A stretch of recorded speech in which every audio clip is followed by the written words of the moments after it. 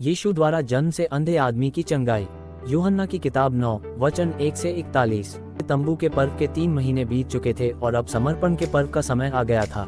एक बार फिर सभी तीर्थयात्री इस्राएल देश से यरूशलेम को यात्रा के लिए जाएंगे। पिछले पर्व की घटनाएं अभी भी लोगों के दिमाग में ताज़ा थीं।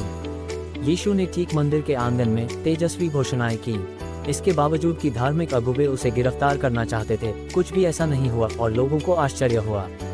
तब से वो और उसके चेले परमेश्वर के राज्य के बारे में उपदेश देते रहे और कोई भी उन चमत्कारों के विषय में इनकार नहीं कर सका। यरूशलेम में कितनों ने चंगाई पाई थी?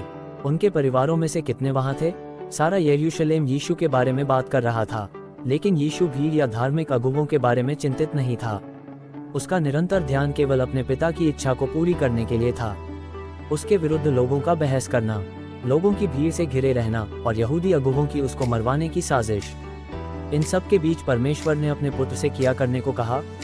यह एक खूबसूरत कहानी है। जब यीशु अपने शिष्यों के साथ यरूशलेम से जा रहा था, उसने एक अंधे आदमी को देखा। उसकी आंखों की आकृति से स्पष्ट था कि वह जन्म से ही अंधा था। क्या आप उसके माता पिता के दुख की कल्पना कर सकते हैं? इस आदमी के लिए दैनिक जीवन के संघर्ष महान रहे होंगे। न केवल उसे एक गंभीर विकृति से ग्रस्त होना पड़ा, बल्कि उसे अपमान की शर्म को भी सहना पड़ा होगा। हर कोई उसके अंधेपन को इस दृष्टि से देख रहा था कि परमेश्वर की ओर से उसके परिवार के विरुद्ध न्याय मिला होगा। उनके पड़ोसी, अगुवे और अपने ही परिवार के सदस्य ये सोचते होंगे कि उन्होंने ऐसा क्या किया होगा जिसकी वजह से ऐसा भाग मिला। वे आपस में उनके गुप्त में किए कोई पाप के बारे में चर्चा करते थे। यदि बेटा ऐसा अंधा पैदा हुआ तो उसमें उसका क्या कसूर? नहीं, जरूर माँ बाप की गलती रही होगी। उन्होंने ऐसा क्या किया होगा? और ऐसे ही परिवार की पीड़ा को उन्होंने गपशप करके अपने द्वेष को ढांपने के लिए धार्मिक चोगा पहन लिया। सबसे दुख की बात यह है कि वो अंधा आदमी और उसके माँ बाप भी उन बातों पर विश्वास करने लग गए थे। बिना जाने कि क्यों ऐसा हुआ, वे उस शर्म के बोझ को लिए जी रहे होंगे। उन्होंने ये सब अपने ऊपर किसी तरह ले लिया होगा। वे परमेश्वर को बहुत कठोर और नामाफ करने वाला चेहरा समझने लगे थे। लेकिन ये परमेश्वर पिता के विषय में सही नहीं था और यीशु इस झूठ को विपरीत में बदलने जा रहा था। जब चेलों ने उस व्यक्ति को सड़क पर बैठे देखा, उन्होंने यीशु से पूछा, हे रब्बी, यह व्यक्ति अपने पापों से अंधा जन्मा है या अपने माता पिता के? यीशु ने उत्तर दिया, न तो इसने पाप किए हैं और न इसके माता पिता ने, बल्कि यह इसलिए अंधा जन्मा है ताकि इसे अच्छा करके परमेश्वर की शक्ति दिखाई जा सके। परमेश्वर की नजरों में यह इस आदमी का अंधा होना कोई शर्म की बात नहीं थी।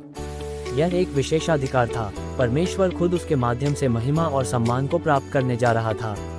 यही सबसे सर्वोच्च बुलाहट है। यीशु ने कहा, उसके कामों को जिसने मुझे भेजा है हमें निश्चित रूप से दिन रहते ही कर लेना चाहिए, क्योंकि जब रात हो जाएगी कोई काम नहीं कर सकेगा। जब मैं जगत में हूँ, मैं जगत की ज्योति हूँ। आपको क्या लगता है जब यीशु ने ये कहा कि रात आ रही है? यदि दिन यीशु के इस पृथ्वी पर रहने के समय को दर्शाता है, तो इसका क्या अर्थ हुआ कि अंधकार आने वाला है? यीशु अपनी क्रूस पर होने वाली मृत्यु के बारे में कह रहे थे।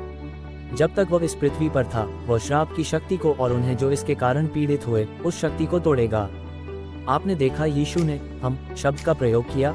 ये कार्य केवल यीशु का ही नहीं है, लेकिन उन सब का भी है जो उसके पीछे चलते हैं। उसके चेले इस योजना का एक हिस्सा थे। वे यीशु के बदलने देने वाली सामर्थ को दर्शाने वाले थे, लेकिन उसे एक चेतावनी दी, एक दिन वह चला जाएगा और फिर कार्य करने का वक्त नहीं रहेगा। यीशु के इस पृथ्वी पर समय समाप्त हो रहा था। आप उसके उत्साह की कल्पना कर सकते हैं? उसने ऐसा पहले कुछ भी नहीं देखा था। अचानक जिन आवाज़ों को उसने जो अब तक सुनी थी, उनकी आवाज़ और चेहरे और आकार और रंग दिखने लगे। उसने देखा कि न केवल सूरज गर्म है, लेकिन चमकीले पीले और गहरे नीले आकाश के सामने चमकता हुआ दिखा। खोज की दुनिया अभी उसके सामने रखी हुई थी।